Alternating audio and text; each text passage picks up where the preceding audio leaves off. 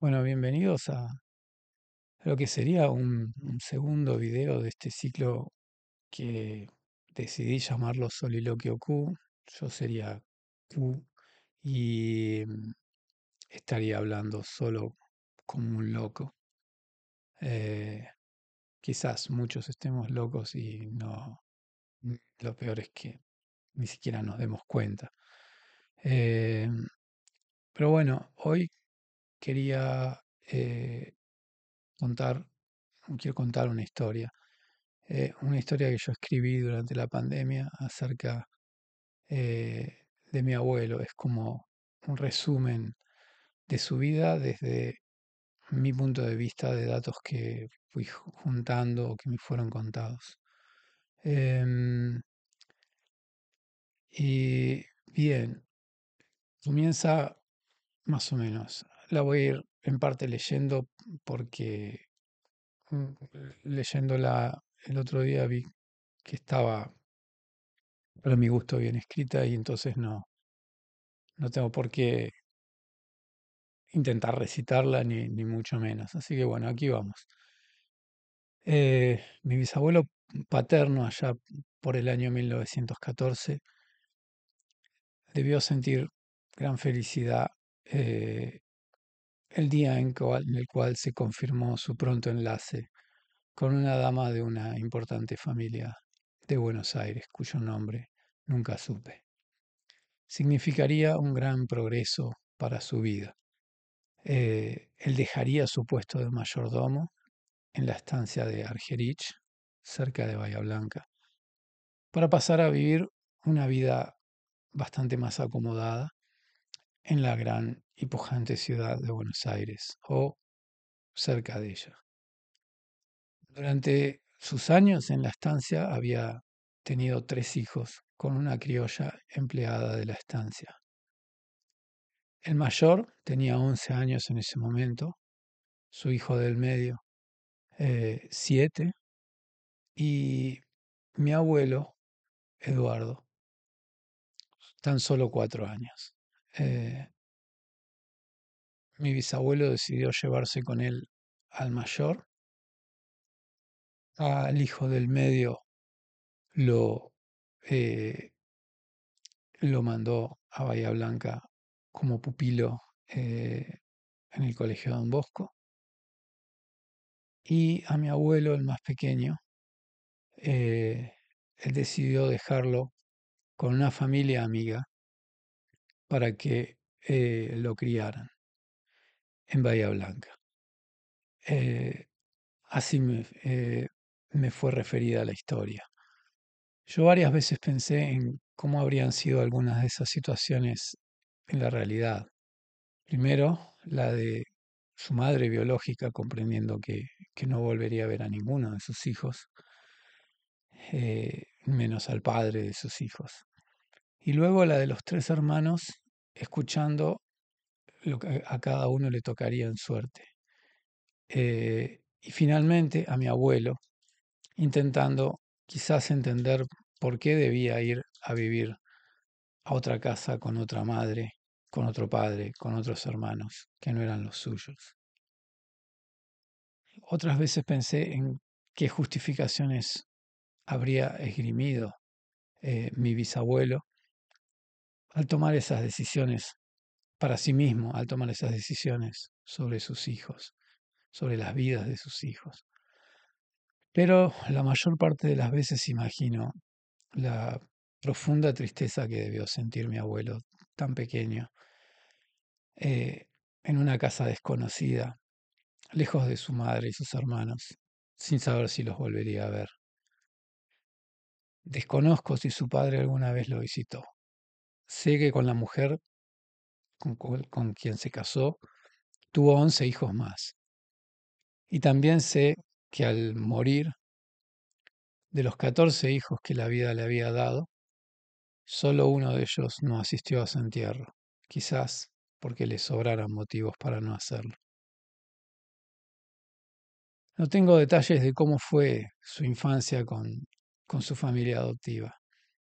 Yo imagino esa tristeza interior que convierte a una persona en introvertida y de pocas palabras.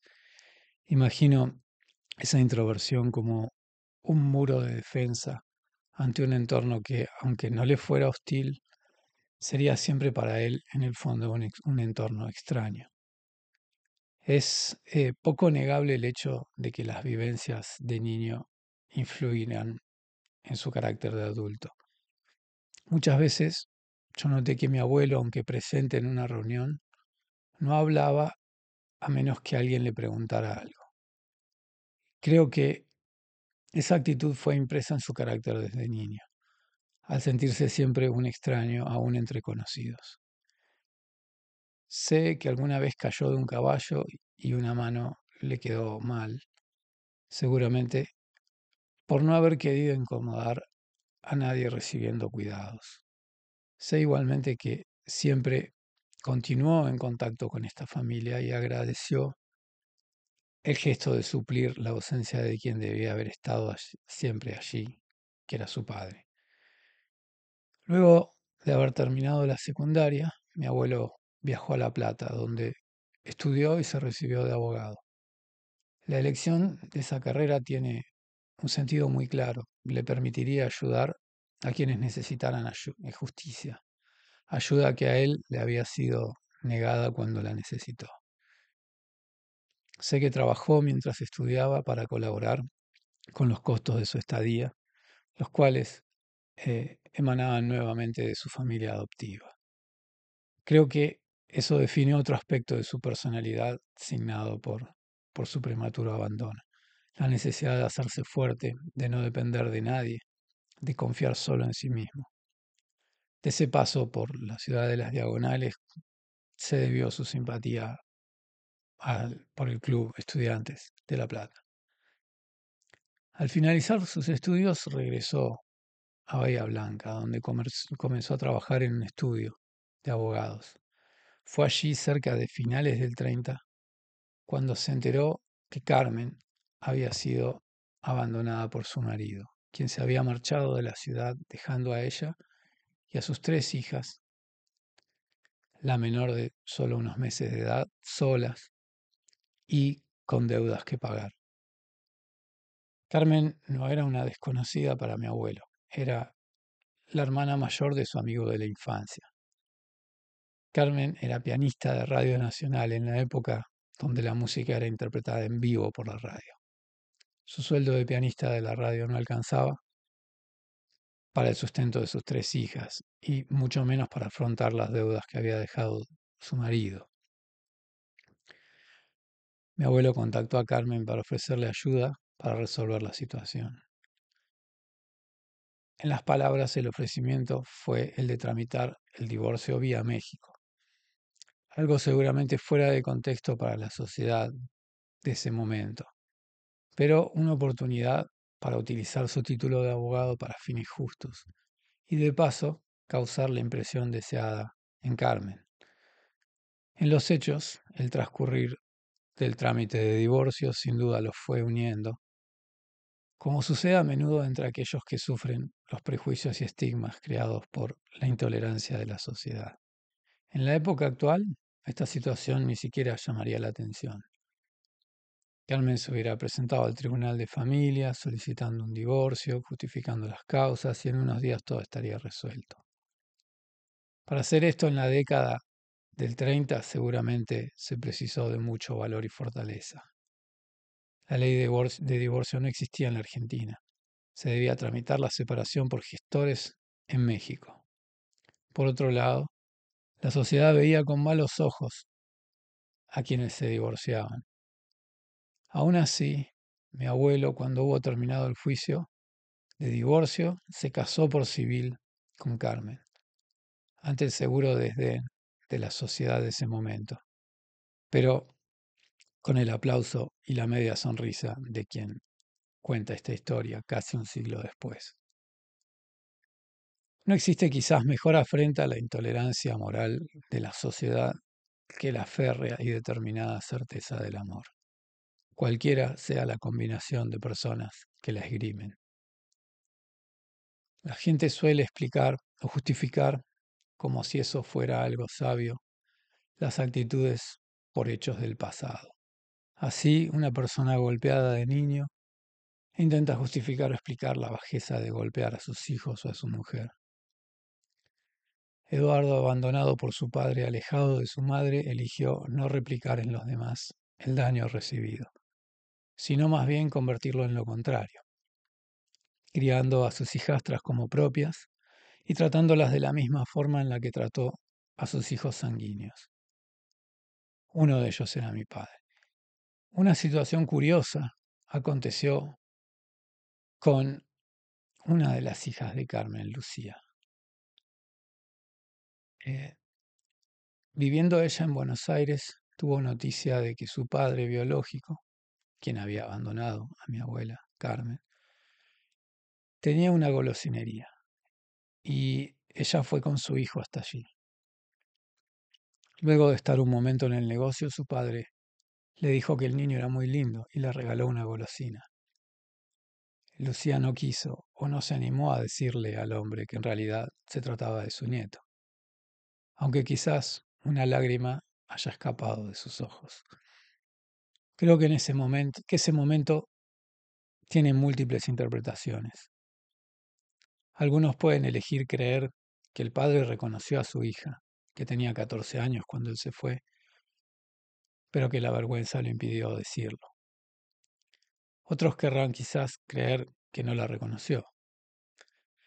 Yo prefiero creer que Lucía quiso desafiar a sus sentimientos y luego de hacerlo entendió que su padre verdadero no era quien estaba frente a ella, sino Eduardo, quien la había querido realmente como una hija. Como ya he dicho en alguna otra ocasión, la muerte opera implacable, sin el menor sentido de justicia, simplemente como un mecanismo, quizás hasta apiadándose de nosotros al salvarnos de una eternidad.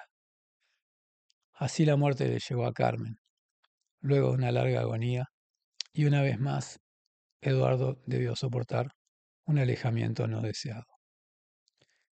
Quizás nuevamente haya sentido esa tristeza interior difícil de ocultar ante una sociedad que condena la tristeza y hasta la trata como una enfermedad. En uno de los tantos cuentos intercalados por Cervantes en el gran libro del Quijote, uno de los personajes le dice a otro al verlo triste que le cuente su tristeza, así por lo menos pueda ayudarlo llorando con él. Creo que es una sabia actitud. Las penas deben ser lloradas para sanar y ayuda a que alguien una su llanto al nuestro. La gente hoy piensa lo contrario. Cuando alguien está triste cree que tiene que alegrarlo, que sacarlo de la tristeza, en lugar de intentar entenderla y ayudarlo a superarla o a atravesarla. Muchas veces, como le sucedió a mi abuelo, la tristeza no tiene remedio. La muerte se lleva a quienes amábamos y no tenemos más que hacer que estar tristes, recordando el pasado previo a esa tristeza, cuando podemos. Eso explica para mí la introversión, la retracción de mi abuelo a su cuarto, a un espacio donde nadie le hiciera preguntas y pudiera, aunque sea solo un momento en su memoria, mantener viva a Carmen. De forma similar, con el tiempo, le llegó también a él la muerte, no sin antes atravesar una agonía producto en gran parte de su decepción con la soberbia o la falta de humildad de la medicina actual, que nunca supo diagnosticar lo que realmente provocó la muerte de su esposa.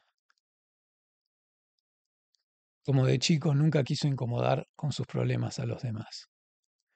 Recuerdo que la primera trombosis que tuvo en un brazo se la mostró a una de mis hermanas, casi como algo anecdótico. Así se enteraron con preocupación mis padres. La segunda ya no sería en el brazo, sino en la cabeza, la cual le paralizó una parte del cuerpo, impidiéndole comer y hablar normalmente.